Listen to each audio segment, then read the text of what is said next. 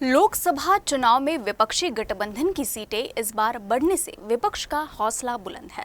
महाराष्ट्र विधानसभा में विरोधी पक्ष नेता विजय वडेट्टीवार ने कहा कि भले ही देश में एनडीए की सरकार बन गई है, लेकिन जनता ने प्रधानमंत्री नरेंद्र मोदी की सरकार को नकारा है। साथ ही उन्होंने कहा कि उप मुख्यमंत्री देवेंद्र फडणवीस ने अपनी पार्टी की विश्वसनीयता खो दी है। देवेंद्रजी काय म्हणतात, पण त्यांच्या पार्टीची विश्वासार्हता जनतेमध्ये गमावली आहे।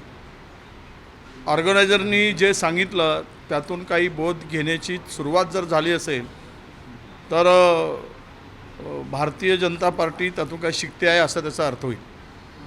पण मुळात देशातील एकूण चित्र आता लोकसभेत बघितलं, 79 जागा 1 लाख मतांनी पडलेत आणि याचाच अर्थ नरेंद्र मोदी आणि त्यांच्या सरकारला देशातील जनतेने नाकारलं, हा त्याचा स्पष्ट अर्थ होतो आहे।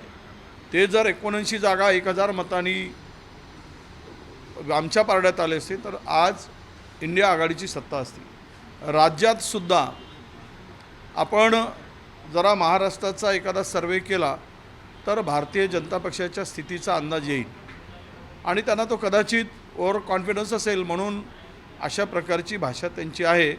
पण या राज्यामध्ये महाविकास आघाडीला आता कोणी हरवू शकणार नाही।